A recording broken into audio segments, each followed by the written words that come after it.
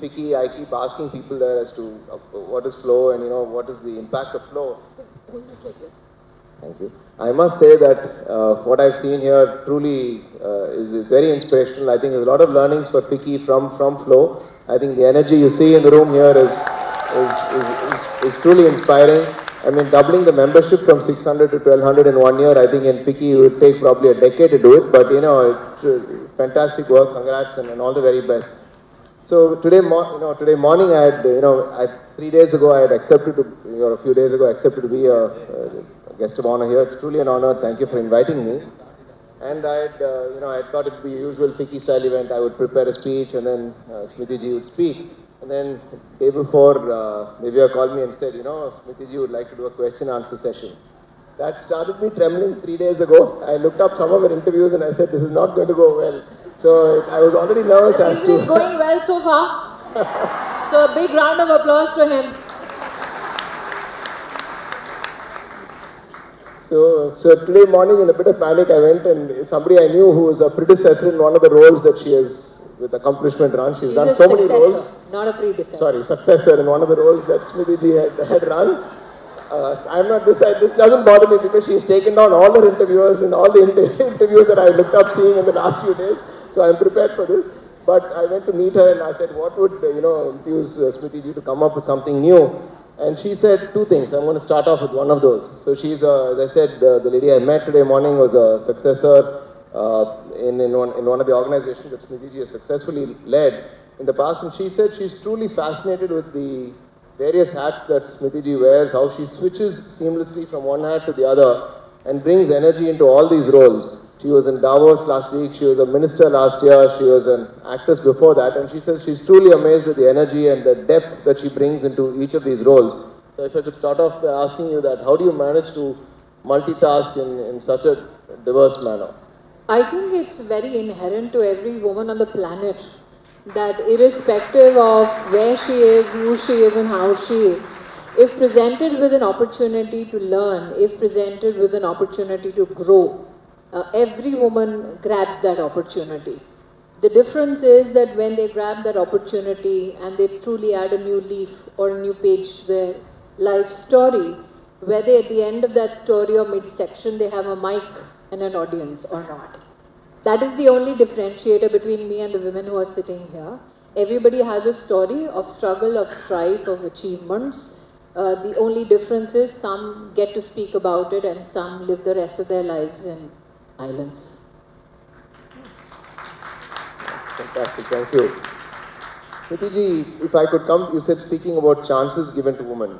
And I guess it starts at the top, and I think the Honourable Prime Minister has really moved the needle quite a bit with the Women's Reservation Bill in Parliament. But still, if you look at the facts, the statistics, India is at 149th rank out of 180 countries globally in terms of number of women in the lower house in Parliament. I hope I got my facts right. The Global Gender Gap Index report is what you're possibly quoting, which is actually flawed. No, this is not. This is just the number of women membership in Parliament. Yeah, so this is simple no. facts. They are computing that in terms of political equity, and that's where they are wrong. And by the way, the person who did that report just got sacked at the World Economic Forum for sexual harassment.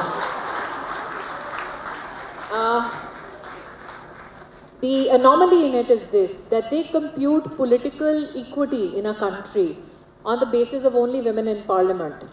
But actually, they don't even compute that completely. They do not count the number of women who are in the Council of Ministers, who are Ministers of State. They do not count women who get elected to office in our state governments. They do not count women MLAs in states. They do not count women who get elected in panchayats.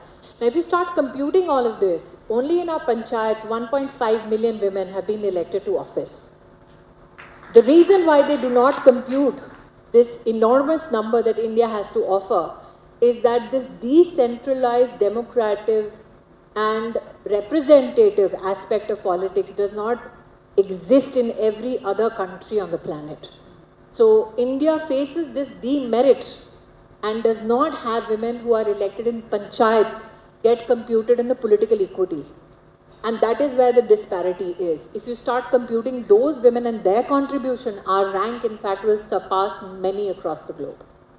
And they do not count the fact that the highest office in this country, held by the President of India, is that held by a woman. They do not compute that. That's fantastic answer. But would you still say, if I could push you a little bit, that we are still underrepresented as women in I think that in positions we of are leadership? half the population. So yes, when we are 50% on a table, then you will say that truly we have representation on tables, in houses, or at the workplace, which reflects the equity in terms of demography. But ultimately, even if you look at panchayat system, the reservation is for 50%, but close to 65% get elected to office. So women also win in general category seats. And that again is yet another example of how women need not only win when there is affirmative action, they can win when they go shoulder to shoulder with men. You've spoken about switching subjects. You've spoken about gender inequality or gender bias in technology, in artificial intelligence. Yes. And I guess this is still a subject that is evolving in today's day and age. Could you speak a little to that as to why I you think say world this? over only 8% of women, especially if you compute the tech giants in the US, only 8% of their CTOs are women. So, And technology and STEM, and Soumya Swaminathan is here who's better positioned to bring different perspectives to it. Only 29% of working professionals in STEM across the world are women. So wherever there is a pipeline issue and entry-level jobs to be given, where the real struggle is to build momentum for a company, everybody is happy to hire a woman. The minute the position comes with money and power, you see the number of women coming down. There's silence in the room because everybody agrees. Speaking of global technology giants, recently you did meet Bill Gates. So did you ask him that question?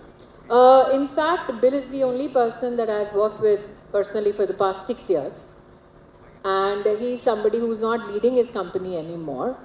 But most of the gender justice work that I do the world over, he's an equal partner in crime on those issues. In fact, there is a project that we've given Dr. Swaminathan on looking at the heat wave impact across public infrastructure, especially Anganwadis, and how the government needs to prepare in terms of maintaining those public infrastructures. That has been funded in consonance with Bill.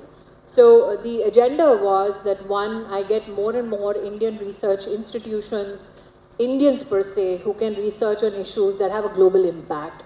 I'm currently doing close to 25 projects with Bill. So. Congratulations, that's inspirational. Maybe switching subjects again and perhaps moving to Isn't he doing so well without the paper? moving to something a little, perhaps, I don't know, personal, political. After a fantastic win where you defeated Rahul Gandhi in 19, you suffered, I guess, a loss in 2024.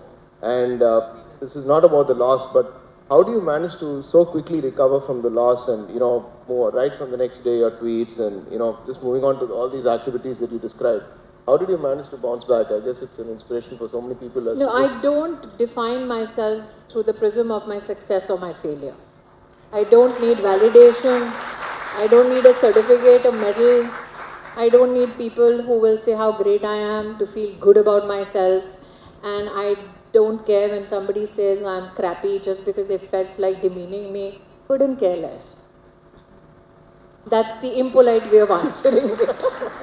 I think as human beings, and especially as women, we are ingrained in our upbringing as to how to seek validation.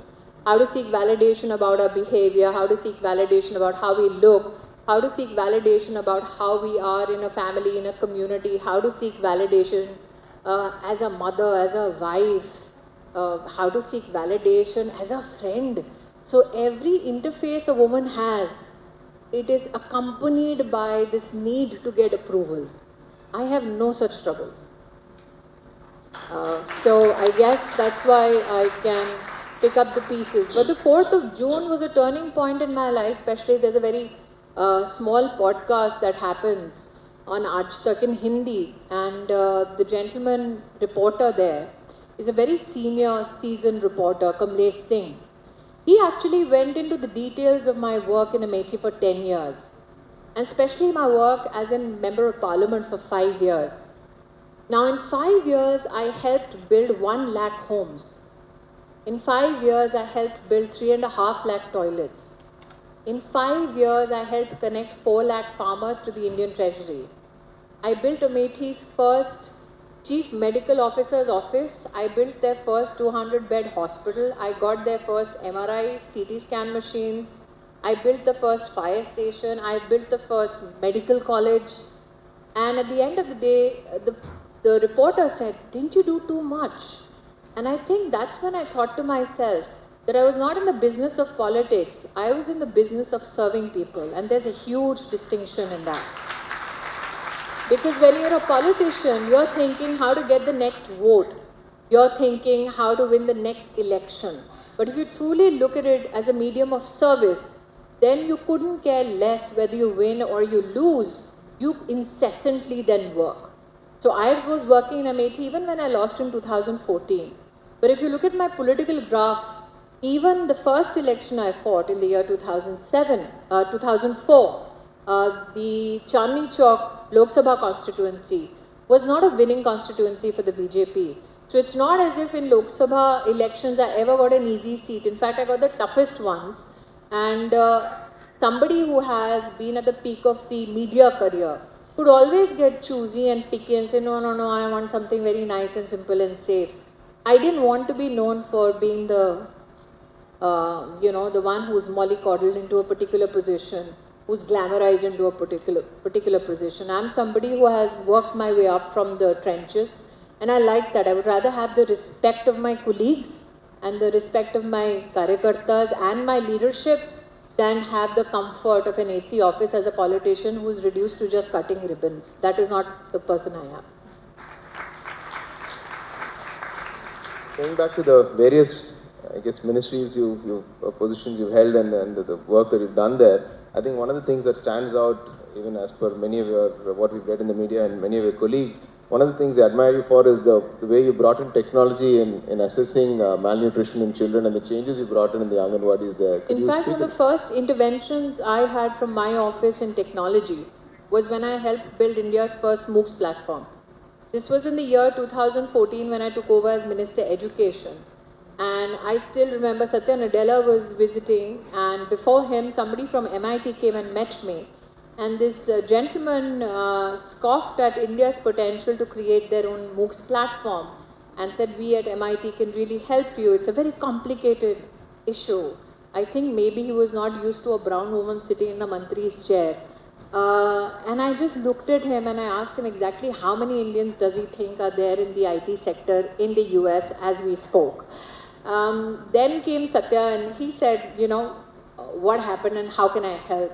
And I told him, in-house, give me 4 or 5 engineers who can help build India's first in-house MOOCs platform.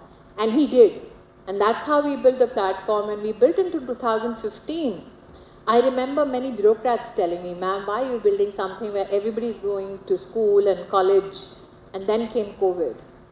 And I think that's when everybody realized the potential of that platform. Today we have over 2 crore students on it, with 1,000 courses that are being given.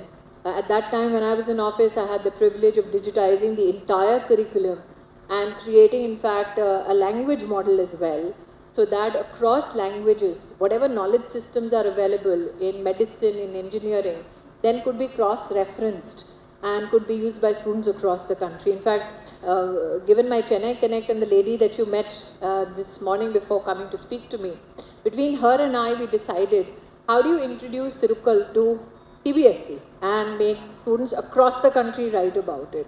So there were many such things and opportunities that I could leverage with and without technology. Fantastic. Many congratulations. You had spoken about when you were, you're the first woman minister for when you led under the unit, your Minister of External Affairs, Mr. Murthy, you had gone to the Hajj as the first woman minister there.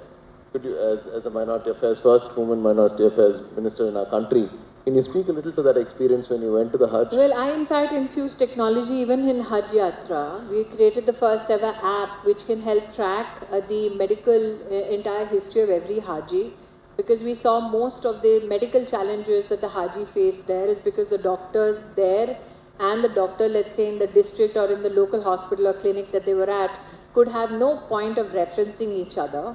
It was called Haj Suvidha. I think it's still functional. And we also included an interface between the family member of the Haji and the Haji, so that when they're overseas, and especially the poorest of the poor and those who are elderly, have one challenge of not, speaking to family or engaging with them. It's very expensive for a good 40 days of the travel and the religious pilgrimage, including how to locate and tag their bags.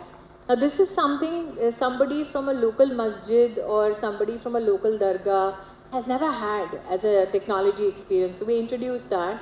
I was invited by MBS to that beautiful country, and when I was invited, my only request to them was, this is how I dress, and could my culture be respected enough so that I am called as I am, with no changes asked. I think MBS was more than kind. They not only accepted my request, I became the first ever non-Muslim minister of minorities and first female who went all the way outside the Holy Mosque, knowing the boundaries, the limitations of their faith and mine. I was there to meet the entire bureaucratic staff that assists our Hajis. In fact, we had neighborhood country reps come up to me and say, can you ask a few questions about us also, so that we can also get some facility thanks to India. So it was I think it's historic moment indeed. You also spoke about something humorous that happened there. It was a Hindi interview, so my Hindi... Yes, so there is a holy mountain there, and I think that in the kingdom, they were not used to a woman going in a sari with her bindi and her Mangal Sutra right up to the holy areas. And then suddenly there's this whole crowd that started running towards me. So the kingdom's police and security personnel thought that somebody's got very aggrieved by me and is coming to possibly attack me. And they kind of ring-fenced me and trying to take me into my car. Till somebody started shouting, Tulsi! And then I told the security, I said, listen, this is a Tulsi problem, this is not a security problem. So I was lucky that the show was actually beamed across 56 countries. And it is very, I think, it kind of unnerves you when somebody says, no, we were there was fighting in Afghanistan and we used to watch you. I'm like, you're fighting and there's a Taliban and you're watching me. I'm like, but there were people from Fiji, there were people, the show got translated in Swahili, so I had people from the African continent, so everybody running, and security alert was too high in the kingdom. And then they were like, what is Saas Bhi Kabhi Bahu Thi? I'm like, I'll brief you on it later. So yeah, that was a very surreal moment. Because Muralidharan ji thought that somebody's out to kill me, and I was like, sir, relax. He's like, what is this? I was like, this is Saas Bahu. So when she took away my papers and my well-prepared questions... But isn't he doing so well? she gave me a grace mark. He said she would, after a few questions, we'd be allowed to open it up to the audience for questions. So I think that's the... But before that, ladies, he's really overwhelmed with a room full of female achievers. Let's give him a big hand because he's been a great sport. So I got to do a 10-second plug for Ficci before because I tell you what, on the top of his list to start the conversation was to wish me a belated happy birthday, and I'm still waiting. Yes, so big round of applause, belated happy birthday to ma'am. So Divya, two final questions. One is, this is something that she had asked me to ask you. What happens I'm not going to mention your age. No. I'm not going to ask you whether you're going to go back into acting. I always say in life, never say never. It is a privilege to be seen by people in 56 countries. That show shut down in 2008. Shashi Tharoor, who's actually in the Congress party, when he was in the United Nations, he wrote this big article in the Times of India as to how that half an hour ceased violence in Afghanistan. People put their guns down. And I think if you look at that contribution, that is a contribution I'm very proud about. And I believe that it became even a scope or a landscape where we could say things which were not at that time permissible in conversation. We spoke about literacy for older women. I mean, there was a grandmother who got literate through the program, and we spoke about it.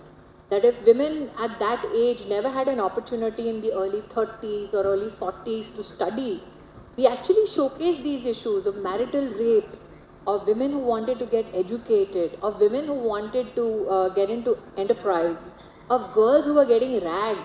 So it was done in a very Salzburg fashion, but it was a contribution. So I think that your life will never be rid of mistakes or hiccups, but you should be proud of everything that you've done, because if you're ashamed of yourself, how can anybody else take pride in knowing you?